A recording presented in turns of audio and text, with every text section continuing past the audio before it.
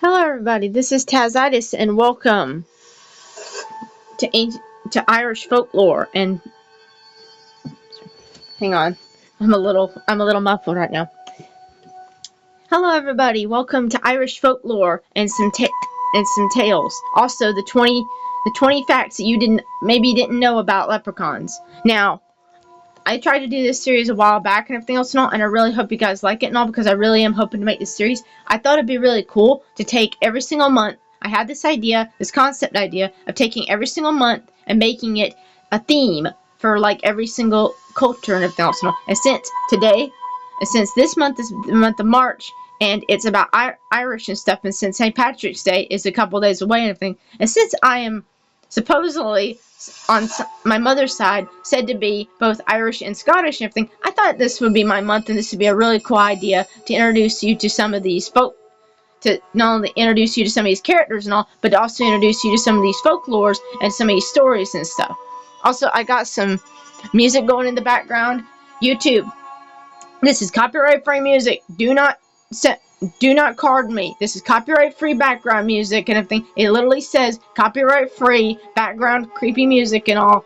And also, I am not monetized in any way, shape, or form on this video. I'm making no money off this video. So please, please, please, do not card me when the owner of these music and all has literally said it's okay, they can post it on YouTube. It's copyright-free, and I'm not making any money off this video. I'm just doing this for fun. I figured I had to say that. Just get that out of the way. Thank you. By the way. Now, having said that, let's get into it. We're going to start this series. We got a whole series of characters I'm going to go, and we're going to start with the very first and most famous one of all for Irish folklore. Hope you guys enjoy. Let's get into it. Irish folklore critters. Number 1, the leprechaun. Probably the most famously known is the leprechaun, whether it is because it is the very symbol of St. Paddy's Day or because it's chasing Jennifer Aniston in a horror movie. These troublesome little guys were, and still to this day, were very much known. The leprechaun is arguably the very best Celtic creature, mainly due to its quirky tails and being the most used symbol since the four-leaf clover and the Celtic knot. In Irish folklore, these creatures were elf-like. In Irish folklore, these creatures were elf-like creatures, were tricksters and word spinners. They could not be trusted and would deceive you whenever it was possible. Facts about leprechauns. 20 facts about leprechauns. Leprechauns are considered a type of fairy. A type of fairy with a small body and very deceitful little men, and were often described as little men with beards dressed in green coats and buckled shoes. Fact number 2. The term leprechaun comes from an Irish word, which I will not be saying here because it is hard to pronounce. Sorry guys, that's just what's going to have to happen. I'm not going to even try to say that word, which means small body. Fact number 3. Leprechauns were traditionally shoemakers, and were shoemakers for other fairies. Leprechauns were very skilled at this, as it was what they were known for. Their skills in shoemaking were amazing and were sought out by many of the higher kings and queens, especially the Fae, and were specifically for the Fae, but also sought out by humans and other rules as well. The shoes of the leprechaun is said to be the most comfortable and toughest ever, created by a leprechaun. The time that a leprechaun spends mostly is crafting and mending shoes. It has actually been said that the sound of hammering is often a telltale sign when you know that a leprechaun is near and working.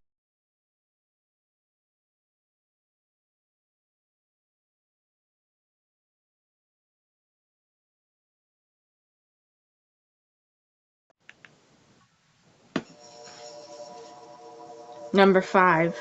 Leprechauns love to play pranks and tricks on others, but they can also be generous if treated well and have been known to help others. Some even saying that to capture a leprechaun grants 3 wishes. However, not every leprechaun is going to grant you 3 wishes, but leprechauns have known to be helpful in certain folk tales and certain stories. They've known to have been helpful and even save lives and even help people out just out of the kindness of their hearts when treated well and treated decently.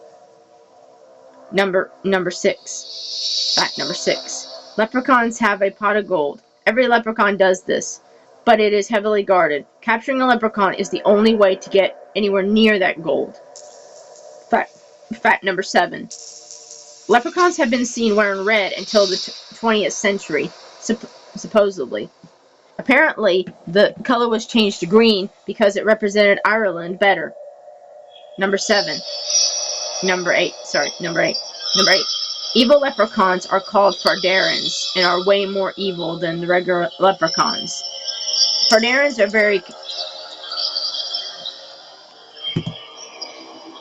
very conniving and very evil people and everything that wish to not only hurt the leprechauns but also steal their gold.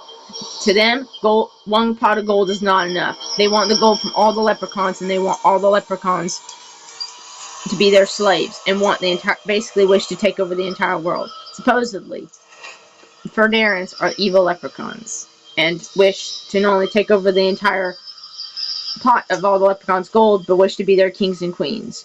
Leprechauns try very hard to make sure the fardarans never get their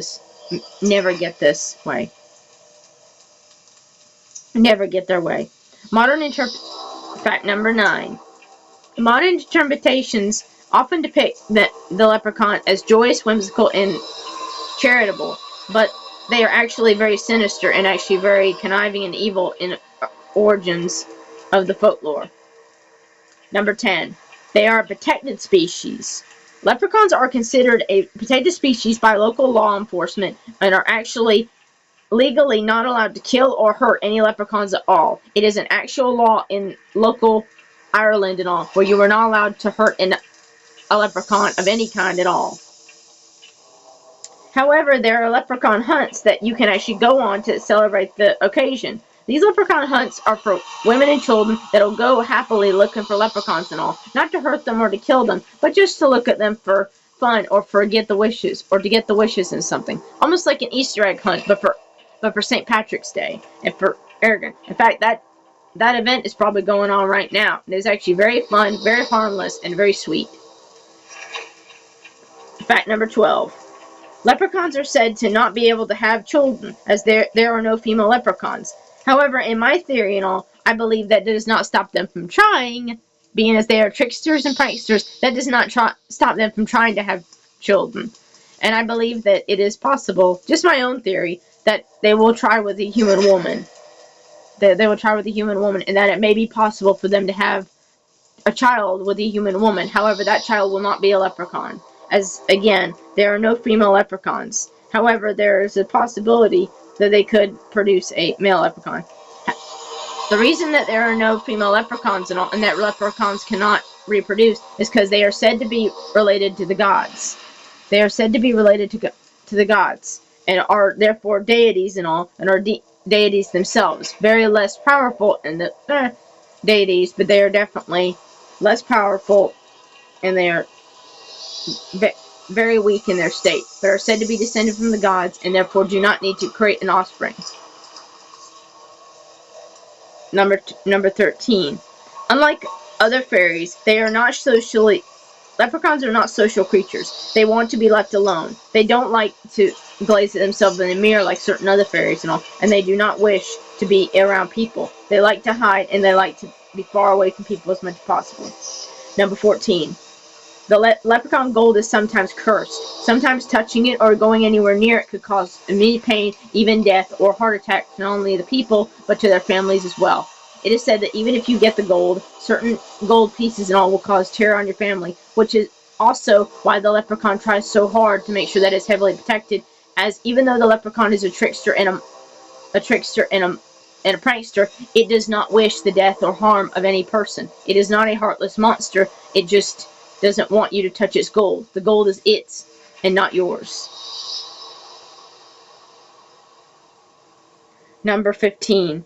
Some legends say that a leprechaun could shapeshift, some leprechauns can shapeshift into an animal or a puff of smoke, and others say that it could shapeshift into an animal or a human being. Number 16. Fact number 16. Leprechauns love puzzles and riddles, and might love puzzles and riddles, every single one.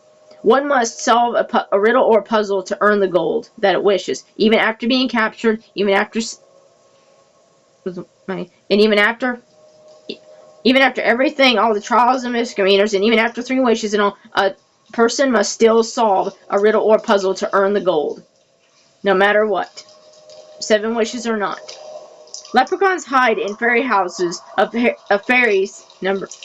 Fact number 17. Leprechauns are said to be hide in fairy hunts and houses of much bigger and more powerful fairies. That way they can protect them. As the person running after the leprechaun will try to run into the fairy's house, and therefore be sneered and be hurt, or be killed, or be cursed by the fairy in which the house is for. Kind of like Hansel and Gretel, but if the witch was actually a good person and actually defended those who were innocent. Number 18. Irish immigrants helped spread the leprechaun tale to America. Irish immigrants that were coming to America helped spread the folklore and tales of the leprechauns and of many other tales to America, which is why Americans decided to make the leprechaun and the four-leaf clover, but mainly the leprechaun, a symbol of St. Patrick's Day, and is now become Americanized as a symbol of St. Patrick's Day. Oh, gotta love them immigrants. They are my ancestors after all. Especially those Irish. Anyway. Number 19. Classrooms have organized leprechaun traps. Classrooms organize and teachers organize leprechaun traps and trinkets and tricks in classrooms every St. Patrick's Day. It is a fun event for the kids to go into a classroom and be able to surprisingly try to catch a leprechaun and try to catch a fairy and all. And also, it is fun for the teacher who gets to set up the entire event and being able to go around the classroom trying to create traps for the little buggers that are green and just trying to get them so they can get that wish and just get that little thing in the trap. And finally, number 20.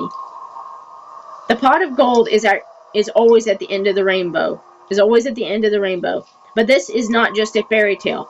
This is used as a way to teach cleverness and patience. As in Irish folklore, it is always careful. It is always taught to be careful and smart, and to be respectful, and always remember the past while going towards the future wisely. It is a tale of caution. It is a tale of respect. It is a tale of smart and cleverness, and it is a true tale. So whenever you see a rainbow, understand that it does not to some group or something, but rather it tells you to be clever and that there's always hope, and that sometimes to have hope, one must be clever. One must be very, very clever and must be cautious all the time of the past, present, and future. Also, a bonus one is this one. This is my theory, so I can't really say anything. Can't really say anything other than this thing. This is my theory. At the end of the thing, leprechauns are said to be short, but here is my theory: is that since fairies are said to be so tall, fairies are said to be incredibly tall, going somewhere between 13 foot high and 12 feet high. Very much so. Very much so. It is said to be taller than a person by 5 feet. They are very tall and they are very thin and lanky, which is how you can always tell that they are fairies. Because the fairies use the word leprechaun to use as how leprechauns are, my theory is that how tall the fairies are, and they call the leprechauns the short people, would actually make the leprechauns our height, just slightly below, but not the full midget that we usually think they are. Also, we go back to the whole them not being able to have children. This could actually be to protect people from